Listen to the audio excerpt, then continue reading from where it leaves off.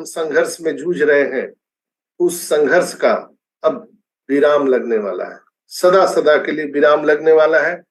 हमारे जीवन में नहीं, आपके जीवन में नहीं, आने वाले कई कई पीढ़ियां तक अब ये संघर्ष लोगों को रोटी कपड़ा और मकान के लिए नहीं करना पड़ेगा दोस्तों। ये सेलिब्रेशन का नहीं तो और क्या टाइम है दोस्तों, इससे बड़ा सेलिब्रेशन का और क्या टाइम हो सकता है, जो अभी चंद फासलों पे हम लोग खड़े हैं, जहां पर हम सभी को एक जो भी व्यक्ति धरती पे जन्म लेता है, रोटी कपड़ा और मकान के लिए जीवन भर संघर्ष करता है और फिर इस धरती को छोड़कर चला जाता है दोस्तों। लेकिन उसकी इच्छाएं कभी पूरी नहीं होती है, वो किसी की संवेदना को नहीं समझ पाता है।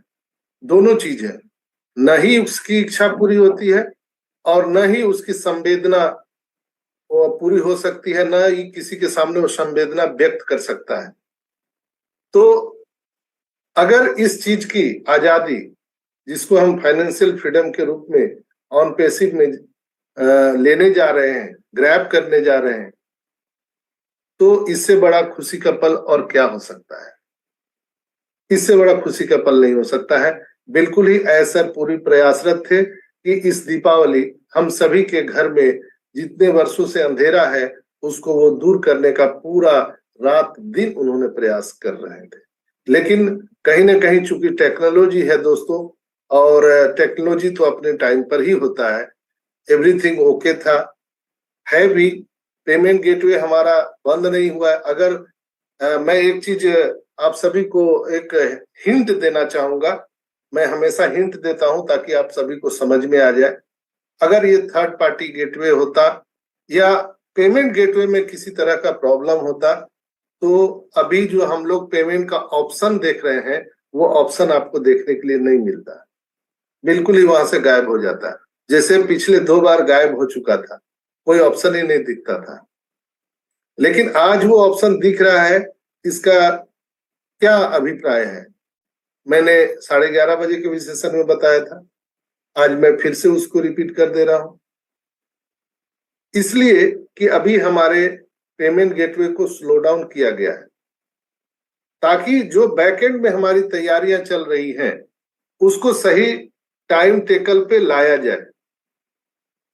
जैसे एक ट्रेन और दूसरे ट्रेन के इंजन को आप लोगों ने जुड़ते देखा होगा, तो वो बिल्कुल ही राइट टाइम में, राइट ट्रैक पर, सही समय पर, सही फासलों पे लाके खड़ा किया जाए, तो उसकी कनेक्टिविटी हम आसानी से कर सकते हैं।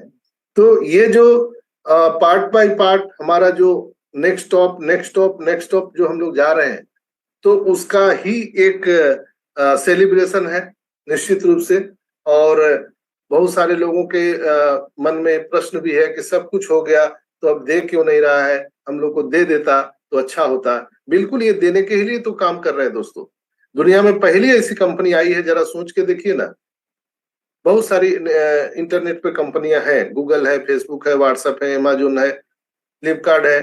कहाँ ये सब कंपनियां कितनी पैसे कमा रहे हैं, लेकिन हम लोगों को 1 रुपया तो दिया नहीं। हमारे और आपके मोबाइल में जितने भी एप्लीकेशन आपने डाउनलोड किए हैं, क्या किसी भी एप्लीकेशन से आपको 1 चवन्नी भी आता है? कोई पैसा किसी से नहीं आता है। लेकिन ऑन पैसिव इकोसिस्टम एक ऐसा लोगों को परिवेश देने जा रहा है जहां पर हम गूगल प्ले स्टोर से हम अपने एप्लीकेशन को डाउनलोड तो करेंगे, लेकिन उसी से पैसा कमाएंगे। और हम ही लोग नहीं, जो कस्टमर भी आएंगे वो भी कमाएंगे। यानी करोड़ों लोगों को ये रोजगार देने वाला है। जैसा भटकर साहब ने कहा कि हम सिर्फ लेने के लिए नहीं आए हैं दुनिया में, सिर्फ और सिर्फ देने के लिए आए हैं दोस्तों। इसलिए थोड़ा सा विलंब हो रहा है, और दुनिया में हम पहली ऐसी कंपनी आए हैं जो इस तरह का कॉन्सेप्ट लेकर के आए हैं।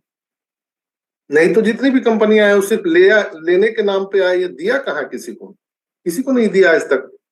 लेकिन ये पहली कंपनी है जो लीगल तौर पर सबको देना चाहती है, यानी गरीबी रेखा से ऊपर हाथ पकड़ के लाना चाहती है।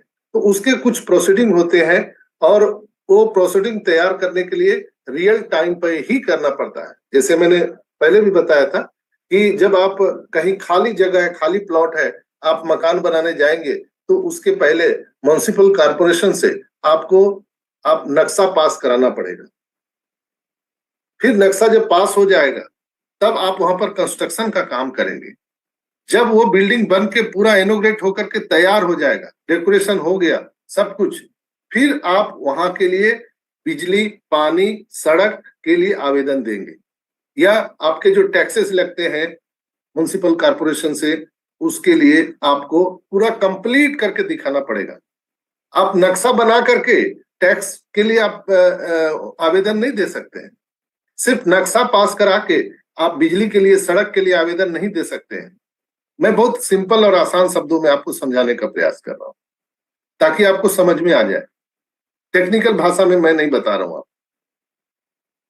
जब हम चीजों को बना लेते हैं, यानी हमारा बिल्डिंग जब वहां बन जाता है, कंस्ट्रक्शन का काम हो जाता है, तब हम आवेदन देते हैं म्युनिसिपल कॉर्पोरेशन में कि आइए, हम तैयार हो चुके हैं वहां पर, अब मैं रहने जा रहा हूँ, गृह प्रवेश करने जा रहा हूँ, मुझे वहां बिजली की जरूरत है, वहां पर पानी की जरूरत है, वहां पे रोड की जरूरत है, सारी चीजों की जरूरत है दोस्तों।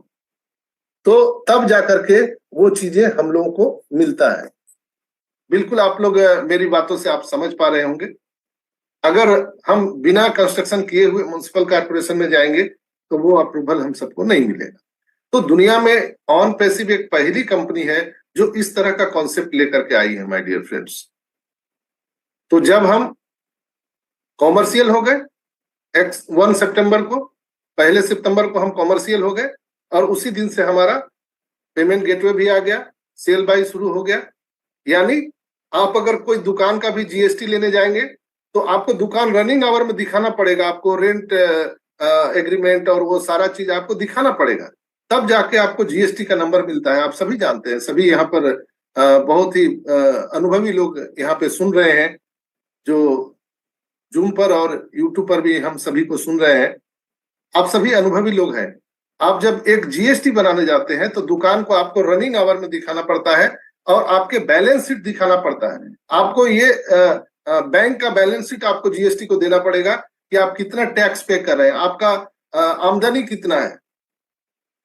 अब यहीं पर है, आप बात को समझ गए तो शायद आज के बाद आपको हर दिन सेलिब्रेशन करने का मन करेगा। आज दीपावली का ये जो सेलिब्रेशन हम लोगों ने थीम रखा है, मैं उसी चीज को समझाने का प्रयास कर रहा हूं। अब समझिए बारीकी से, अगर आप जीएसटी लेने जा रहे हैं तो उस समय आपके बिजनेस को रनिंग में करके दिखाना पड़ता है। आपको पूरे तरह से आपके रेंट एग्रीमेंट, आपके कैश फ्लो, जो आपके बैंक के स्टेटमेंट है, वो हमको जीएसटी को, इनकम टैक्स कमिश्नर को दिखाना पड़ता है।